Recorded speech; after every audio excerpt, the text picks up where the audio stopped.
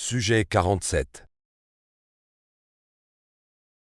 Ce matin-là, l'air vibrait d'une tension inhabituelle. Les pas dans le couloir étaient plus rapides, plus lourds. Les voix étouffées comme si elles craignaient d'être entendues par quelqu'un ou quelque chose. Quand la porte s'est ouverte, j'ai senti une onde traverser la pièce. Une énergie électrique, presque palpable. Les gants se sont refermés sur moi sans hésitation. Pas de gestes doux, pas de murmures rassurants. Juste une prise ferme, urgente, comme si le temps leur manquait. Sur la table froide, sous la lumière crue, j'ai vu la seringue. Elle était différente, plus longue, plus lourde. Le liquide à l'intérieur était noir, épais, presque organique. Il pulsait comme un cœur, comme s'il respirait.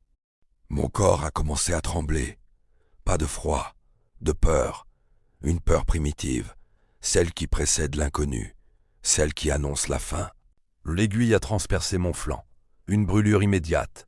Un feu liquide qui s'est répandu dans mes veines, comme une armée invisible envahissant mon corps. Au début, rien. Un silence étrange. Puis tout s'est effondré. Ma vision s'est brouillée. Les murs ont commencé à onduler, à se tordre comme s'il était vivant. Les visages autour de moi se sont déformés, fondus en ombres mouvantes. Je ne savais plus où j'étais, ni qui j'étais. Mes muscles se sont contractés violemment. Mes pattes se sont raidies, comme si mes os voulaient s'échapper de ma peau. Chaque mouvement était une torture, une guerre intérieure. Puis les convulsions ont commencé. Mon corps s'est mis à trembler, à se tordre, à frapper la table sans contrôle. Je ne pouvais plus respirer. Mes poumons se resserraient, comme si une main invisible les écrasait. J'ai ouvert la bouche. Aucun son, juste un silence absolu. Le monde s'est rétréci. Un tunnel noir, et au bout, rien. Je suis tombé sur le côté. Mon cœur s'est arrêté. Je le sais, je l'ai senti. Ce n'était pas du sommeil, c'était la faim. Une faim froide, silencieuse, absolue. Mais dans ce néant, quelque chose a bougé. Un battement, faible, puis un autre, plus fort. Une chaleur étrange a envahi mon corps. Pas naturelle, pas humaine, autre. J'ai ouvert les yeux. La lumière m'a transpercé, mais je voyais plus loin, plus net. Je sentais les battements de cœur derrière les murs, les pas, les murmures. Je comprenais. Mes muscles s'étaient tendus, puissants. Je bondis sans effort. Je griffais le métal. Il céda. Je n'étais plus une souris. J'étais autre chose. Leur erreur, leur cauchemar. Et je n'avais plus peur. Je me suis réveillé dans l'obscurité. Mais ce n'était pas le même noir qu'avant. Ce n'était pas la mort.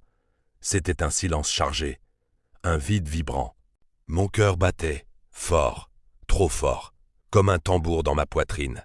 Chaque pulsation résonnait dans mes oreilles, comme si mon corps entier s'était réinitialisé. Je respirais vite mais sans panique. C'était instinctif, animal, précis. Je me suis redressé. Mes pattes ont glissé sur le sol métallique. Elles étaient plus lourdes. Non, plus denses. Je sentais chaque muscle, chaque tendon, comme si mon squelette avait été renforcé. Je n'étais plus fragile, j'étais compact, solide. Puis j'ai entendu, pas des bruits, des détails.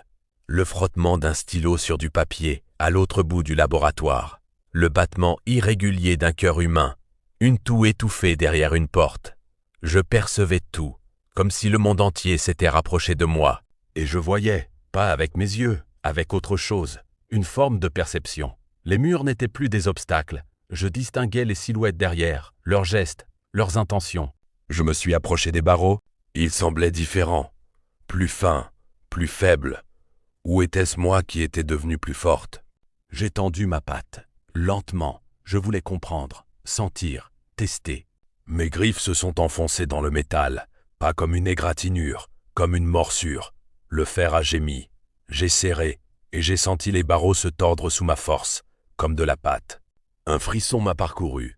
Pas de peur, d'excitation, de puissance.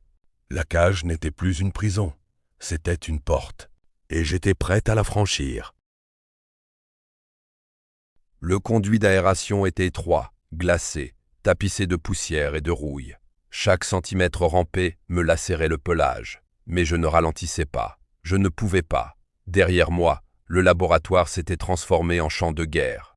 Une alarme stridente hurlait dans les couloirs, saturant l'air de rouge et de panique. Les lumières clignotaient comme des battements de cœur affolés. Des voix humaines s'entrechoquaient dans un chaos organisé. Zone 4 compromise. Verrouillez les accès. Elle s'est échappée. Je rampais, rapide, silencieuse. Mon souffle court, mais sans en alerte maximale. Le moindre frottement, le moindre écho pouvait me trahir. Je sentais les vibrations des bottes martelant le sol, les détecteurs s'activaient, les grilles se refermaient. Le laboratoire se refermait sur moi comme une mâchoire. Mais j'étais plus qu'une souris. J'étais une anomalie, une arme, une survivante.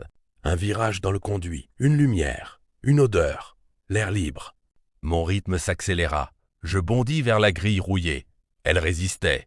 Derrière moi, des pas se rapprochaient. Une main humaine s'introduisit dans le conduit, tâtonnant, cherchant à m'agripper.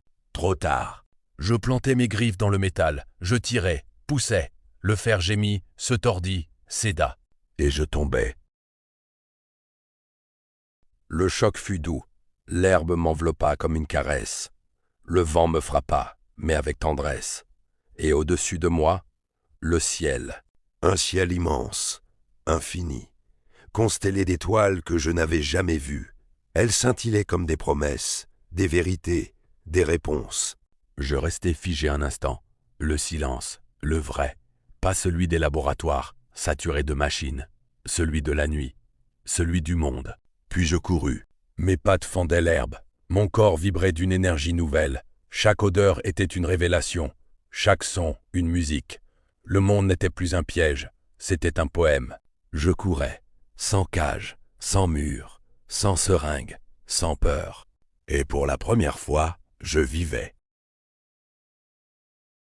Je suis sujet 47, une simple souris blanche de laboratoire. Créé pour obéir, transformé pour survivre, traqué pour être effacé, avec des pouvoirs.